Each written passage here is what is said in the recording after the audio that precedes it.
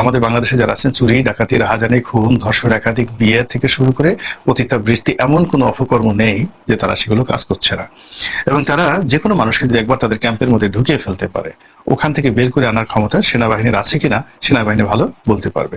তো এইভাবে আমাদের দেশের কিছু মোল্লা, তারা যখন এই রোহিঙ্গারা আসলো হঠাৎ করে তারা আবেগপ্রবণ হয়ে গেল, তাদেরকে আশ্রয় দিতে হবে মুসলমান জাতি ভাই, এ সকল মোল্লাদের একজনকে এখন পাওয়া যাচ্ছে না। এবং কোনো মোল্লা গিয়ে সেখানে 2-4 লাখ টাকা 20 লাখ টাকা দিয়েছেন এরকম ঘটনা আমার জানা নেই।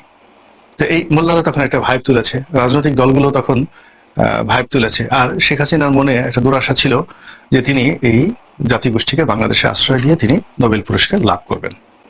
আমাদের জাতির উপর ক্যান্সার রূপে রোহিঙ্গা শরণার্থীরা পুরো দেশ জাতির রক্তকে যেভাবে চুষে খাচ্ছে, তার সাথে ভয়াবহ খবর হলো যে ওই অঞ্চলকে কেন্দ্র করে, অর্থাৎ কক্সবাজার, উখিয়া, রাঙামাটি, পার্বত্য চট্টগ্রাম, খাগড়াছড়ি, বান্দরবন, এই এলাকাকে কেন্দ্র করে নতুন একটি খ্রিস্টান রাষ্ট্র গঠন করার চক্রান্ত হচ্ছে বহুদিন ধরে। সেখানে স্বাধীন জুমল্যান্ড নামে একটি রাষ্ট্র গঠন হবে। সেই রাষ্ট্রের সংবিধান রচনা করে ব্যাংকক থেকে, ফিলিপাইন থেকে এই বিদ্রোহীরা সেখানে তাদের কর্মকাণ্ড চালিয়ে যাচ্ছে এবং তাদের প্রচুর অস্ত্রধারী সদস্য আমাদের পার্বত্য অঞ্চলে গহীন অরণ্যে ওখানকার আদিবাসীদের জীবন তছনছ করে ছেড়ে দিচ্ছে। তো সেই ঘটনার সঙ্গে আবার অতি সম্প্রতি যুক্ত হয়েছে মায়ানমারের আরাকান আর্মির বিজয়। আরাকান আর্মি এমনি আমাদের বাংলাদেশের পাহাড়ি অঞ্চল ব্যবহার করেছে যুদ্ধ করার জন্য দীর্ঘদিন ধরে, এবং বাংলাদেশের মাটিতে তাদের হাজার হাজার পেট সেনা ছিল। আমি আজ থেকে 4-5 বছর আগে বান্দরবনে গিয়েছিলাম। সেখানে থানচি উপজেলার যে গহীন অরণ্য, বিশাল এলাকা, সেখানে প্রশাসন বলতে যা কিছু বলতে সেখানে আরাকান আর্মিদের কাছে অনেকটা জিম্মি ছিল 4-5 বছর আগে।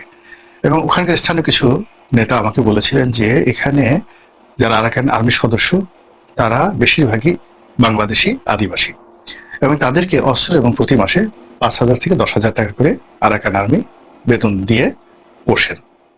এখন তাদের বক্তব্য হলো যে এই কাজটি যদি সেনাবাহিনী করতেন, এই আদিবাসীদেরকে তারা যদি কাজে লাগাতে পারতেন, তাহলে এখানে আরাকান আর্মি ঢুকতে পারতো না। তো বাংলাদেশের মাটিকে ব্যবহার করে সেই আরাকান আর্মি এখন এতটা শক্তিশালী হয়ে পড়েছে যে তারা পুরো সেই যে রাখাইন রাজ্য এটি তারা দখল করে ফেলেছে মিয়ানমারের সেনাবাহিনীকে পরাজিত করে। এবং এখন তারা ওই বাংলাদেশের মধ্যে তাদের যে আবাসস্থল রয়েছে সেটার উপর তারা কর্তৃত্ব দেখাচ্ছে, এবং বাঙালিদের সঙ্গে তারা যে বিমাতাসুলভ আচরণ করছে, সেই বিমাতাসুলভ আচরণের ফলে আরাকান আর্মি যে কোনো সময় বাংলাদেশ সীমান্তে আক্রমণ চালাতে পারে। ইতিমধ্যে তারা অনেক বাংলাদেশি জেলেদের ধরে নিয়ে গেছে, অনেক মালবাহী ট্রলার তারা ধরে নিয়ে গেছে, এবং সীমান্তে রীতিমতো ত্রাসের রাজত্ব কায়েম করেছে।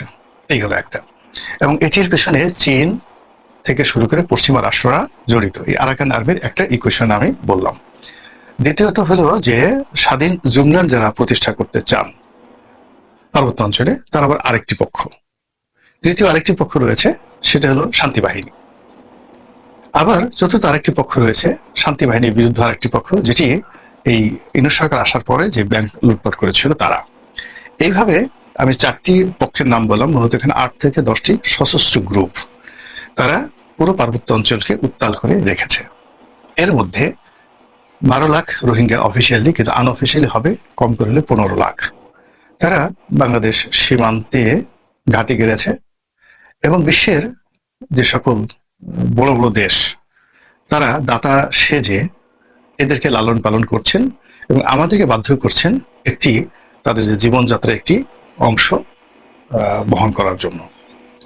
এবং শেখ হাসিনা যতদিন ছিলেন, আমরা যতটুকু জেনেছি যে কম করে হলো 50,000 কোটি টাকা এই রোহিঙ্গারা ঢোকার পর থেকে এ পর্যন্ত বাংলাদেশের এই দরিদ্র দেশের রাজকোষ থেকে তাদের পিছনে ব্যয় করা হয়েছে। এর বাইরে জাতিসংঘ দিচ্ছে, ইউরোপীয় ইউনিয়ন দিচ্ছে, আমেরিকা দিচ্ছে, আলাদা আলাদা দিচ্ছে, কিন্তু বড় অংশটা কিন্তু বাংলাদেশই দিচ্ছে। ডোনাল্ড ট্রাম্প ক্ষমতা আসার পর আগে যেখানে প্রতিজনের জন্য বরাদ্দ ছিল $20, এটিকে এখন $8 করে দেওয়া হয়েছে খাদ্য সহায়তা। তো বোঝার চেষ্টা করেন, 2.5 ভাগ কমিয়ে দেওয়া হয়েছে, যা দিয়ে তারা চলতে পারবে না। বাকিটা তারা বাংলাদেশ থেকে নেবে অথবা বাংলাদেশের বিরুদ্ধে তারা যুদ্ধ করবে। এই রোহিঙ্গা যে জাতিটি, এটা একটা যোদ্ধা জাতি, আর একই সঙ্গে এরা বজ্জাত বটে। এরা পরস্পর দ্বন্দ্ব সংঘাত করে, মারামারি করে, কাটাকাটি করে। এদের সঙ্গে আরাকান আর্মির সম্পর্ক ভালো নয়। এদের একটা অংশ, খুব ছোট একটি অংশ, তারা আরাকান আর্মির সঙ্গে, যারা এখন বিজয়ী, তাদের সঙ্গে যোগাযোগ রয়েছে, বাট বিরাট অংশটি এখনো তারা নেপিডোতে, অর্থাৎ মায়ানমার যে রাজধানী নেপিডোতে যে সামরিক সরকার রয়েছে তাদের সঙ্গে যোগাযোগ রক্ষা করছে। তারা স্থানীয়ভাবে আমাদের বাংলাদেশে যারা আছেন, চুরি, ডাকাতি, রাহাজানি, খুন, ধর্ষণ, একাধিক বিয়ে থেকে শুরু করে পতিতাবৃত্তি, এমন কোনো অপকর্ম নেই যে তারা সেগুলো কাজ করছে না। এবং তারা যে কোনো মানুষকে যদি একবার তাদের ক্যাম্পের মধ্যে ঢুকিয়ে ফেলতে পারে, ওখান থেকে বের করে আনার ক্ষমতা সেনাবাহিনীর আছে কিনা সেনাবাহিনী ভালো বলতে পারবে। তো এইভাবে আমাদের দেশের কিছু মোল্লা, তারা যখন এই রোহিঙ্গারা আসলো, হঠাৎ করে তারা আবেগপ্রবণ হয়ে গেল, তাদেরকে আশ্রয় দিতে হবে মুসলমান জাতি ভাই, এই সকল মোল্লাদের একজনকে এখন পাওয়া যাচ্ছে না। এবং কোনো মোল্লা গিয়ে সেখানে 2-4 লাখ টাকা, 20 লাখ টাকা দিয়েছেন, এরকম ঘটনা আমার জানা নেই। তো এই মোল্লারা তখন একটা ভাইব তুলেছে, রাজনৈতিক দলগুলো তখন ভাইব তুলেছে। আর শেখ হাসিনার মনে একটা দুরাশা ছিল যে তিনি এই জাতিগোষ্ঠীকে বাংলাদেশে আশ্রয় দিয়ে তিনি নোবেল পুরস্কার লাভ করবেন। নোবেল তো তিনি পাননি। অধিকন্তু এই যে অর্থনৈতিক সংকট, অর্থাৎ জাতীয় বাজেট থেকে যদি 50,000 কোটি টাকা গত 10 বছরে গিয়ে থাকে, সেখানে এই দায় শেখ হাসিনাকে বহন করতে হয়েছে। ফলে তার ব্যাংক শূন্য হয়েছে, জাতীয় অর্থনীতি, জিডিপির মান কমে গেছে, এবং তাকে শেষ পর্যন্ত নির্মমভাবে পালিয়ে যেতে হয়েছে। নোবেল পুরস্কার জোটা তো দূরের কথা, যে অপমান এবং যে কষ্ট, দৈনন্দিন কষ্ট নিয়ে তিনি এখন দিনাতিপাত করছেন, এর চেয়ে মরে যাওয়া অনেক অনেক ভালো। নতুন যে সরকার এসেছে, ডক্টর মোহাম্মদ ইউনূস সরকার, তিনি এই ক্ষমতা আসার পর হঠাৎ করে এখানে জাতিসংঘের মহাসচিব আসলেন। তো এই সময় তার আসার কথা নয়, বিভিন্ন কারণে এটি আমাদের জন্য ভয়ঙ্কর হয়ে পড়েছে। প্রথম কারণ হলো, মিস্টার ইউনূসের সঙ্গে ডোনাল্ড ট্রাম্পের সম্পর্ক একেবারে দা কুমড়া সম্পর্ক, তার সঙ্গে বাইডেন প্রশাসনের ভালো সম্পর্ক ছিল, এই গেল একটা। দ্বিতীয়ত, যিনি বর্তমান মহাসচিব রয়েছেন অ্যান্থনি গুতেরেস, তার সঙ্গে ডোনাল্ড ট্রাম্প প্রশাসনের সম্পর্ক ভালো নয়। ইতিমধ্যে ডোনাল্ড ট্রাম্প জাতিসংঘের যে সকল প্রতিষ্ঠানে ব্যাপক অর্থ বরাদ্দ দিত, সেখান থেকে তার অর্থ প্রত্যাহার করে নিয়েছে, এবং জাতিসংঘের বেশ কয়েকটি প্রতিষ্ঠান থেকে তাদের সদস্যপদ পর্যন্ত আমেরিকা প্রত্যাহার করে নিয়েছে, যেটা একটা অথর্ব প্রতিষ্ঠান। এরা চুরি করে, চামারি করে, আমাদের টাকা নিয়ে বিশ্বের বিভিন্ন দেশে তারা দেওয়ার চেষ্টা করে, নিজেরা খায় 80 টাকা আর খরচ করে 20 টাকা। ফলে এরকম অথর্ব প্রতিষ্ঠানে আমরা আর জনগণের ট্যাক্সের টাকা দেব না। তো সেই অবস্থাতে দুইজন লোক, অর্থাৎ অ্যান্থনি গুতেরেস, যে কিনা ডোনাল্ড ট্রাম্পের শত্রু, আর ডক্টর মোহাম্মদ ইউনূস, যিনি কিনা ডোনাল্ড ট্রাম্পের বন্ধু নন, এই দুজনের একটা সম্মিলন হলো এই সময়টিতে রোহিঙ্গা ক্যাম্পে এসে। আপনার কি মনে হয় এটা কোনো সাধারণ ঘটনা, বা এর মধ্যে কি কোনো ইঙ্গিত নেই আগামী দিনের রাজনীতির? দ্বিতীয়ত, এখানে একটা ইফতার পার্টি হয়েছে, 1 লক্ষ লোকের ইফতার পার্টি, এবং অবাক করার ব্যাপার হলো যে রোহিঙ্গারা সাধারণত চট্টগ্রামের আঞ্চলিক ভাষায় কথা বলেন। তো আঞ্চলিক ভাষায় কথা বলেন, এবং চট্টগ্রামের যে ভাষাটি, এটি মূলত রোহিঙ্গাদের যে রাজা মহাকবি আলাউল যখন সেই রোহিঙ্গা রাজার সভাকবি ছিলেন 7ম শতাব্দীতে, তো তখন সেখান থেকে মূলত এই ভাষাটা প্রথম রচিত হয়। আজকের যে চট্টগ্রাম অঞ্চলের যে আঞ্চলিক ভাষা, ওটা বলা হয় তখন রোসাঙ্গ রাজসভা। তো আলাউল তখন ওই ভাষাতে, অর্থাৎ স্থানীয় ভাষাতে একটি মহাকাব্য রচনা করেছিলেন, পদুমাবত, পদ্মাবতী।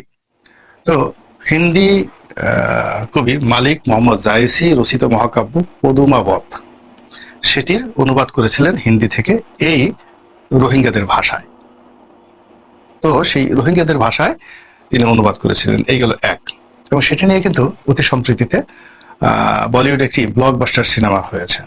ব্লকবাস্টার সিনেমা হয়েছে দীপিকা পাডুকোনকে নিয়ে, সম্রাট আলাউদ্দিন খিলজিকে উপলক্ষ করে, পদ্মাবতী। আপনারা দেখে নেবেন সেই কাহিনীটি। এখন এই যে রোসাঙ্গ রাজসভাতে বা রোহিঙ্গা রাজসভাতে যে ভাষার উদ্ভব হলো, চট্টগ্রামের ভাষার, এই গেল একটা উপলক্ষ। দ্বিতীয় উপলক্ষ হলো চট্টগ্রাম, পার্বত্য চট্টগ্রাম, খাগড়াছড়ি, বান্দরবন থেকে শুরু করে আমাদের একেবারে ফেনী নদীর এই পর্যন্ত, কুমিল্লা পর্যন্ত, এটা কিন্তু এক সময়, শুধু এক সময় নয়, প্রায় দীর্ঘ 700 থেকে 800 বছর ওই রোহিঙ্গা রাজাদের অধীনে ছিল। এটি চট্টগ্রাম স্বাধীন করা হয় শায়েস্তা খানের জমানাতে, কয়েকটি কারণে। প্রথম কারণটা হলো যে দিল্লিতে যখন সিংহাসন নিয়ে মারামারি হচ্ছিল, তখন সম্রাট যে দারা শিকো, তিনি বাংলাতে পালিয়ে এসেছিলেন এবং ঢাকার গভর্নর তাকে জায়গা না দেওয়ার কারণে তিনি প্রথমে সীমান্ত পাড়ি দিয়ে কুমিল্লাতে যান, ওখান থেকে চট্টগ্রামে যান এবং ওখান থেকে রোহিঙ্গা রাজসভায় যান। রোহিঙ্গা রাজা তাকে আশ্রয় দেওয়ার কথা বলে তাকে নেয়, কিন্তু তার সাথে বেইমানি করে। গভীর রাতে তাকে আক্রমণ করে মেরে ফেলে এবং মোগল রাজকন্যা অর্থাৎ দারাশিকোর কন্যাকে সেখানে ধর্ষণ করা হয়। এই খবর যখন আওরঙ্গজেবের কানে যায়, আওরঙ্গজেব ক্রোধে উন্মত্ত হয়ে যান এবং তিনি বাংলার যে পরবর্তী তার সময় যে গভর্নর ছিলেন শায়েস্তা খান, তাকে নির্দেশ দেন তার মামা, আওরঙ্গজেবের মামা, যে এই অঞ্চল দখল করো। তখন এই প্রথম মুঘলরা বাংলাদেশে নৌবাহিনী তৈরি করে। এর আগে বাংলায় কোনো নৌবাহিনী ছিল না। এই নৌবাহিনী তৈরি করে এই নাফ নদী, তারপরে কক্সবাজার, উখিয়া, চট্টগ্রাম, কর্ণফুলী এই অঞ্চলে নৌযুদ্ধে এই মগ এবং রোহিঙ্গাদেরকে পরাজিত করে এই অঞ্চল সেন্ট্রাল গভর্নমেন্টের সাথে তারা একীভূত করে নেয়। তো এই ঘটনার আগে 800 বছর ধরে এই পুরো এলাকা তাদের ছিল। এখন আমরা তাদেরকে বলছি রোহিঙ্গা বাংলাদেশে আশ্রয় নিয়েছে, কিন্তু তারা কিন্তু বলছে যে 800 বছর ধরে এরা ছিল আমাদের দাস। চট্টগ্রাম আমাদের, কক্সবাজার আমাদের, উখিয়া আমাদের, টেকনাফ আমাদের, সেন্ট মার্টিন আমাদের। এটা কিন্তু তাদের ভাষা এবং তারা যেভাবে বসে আছে তারা এখান থেকে নড়ার কোনো লক্ষণ তাদের মধ্যে নেই।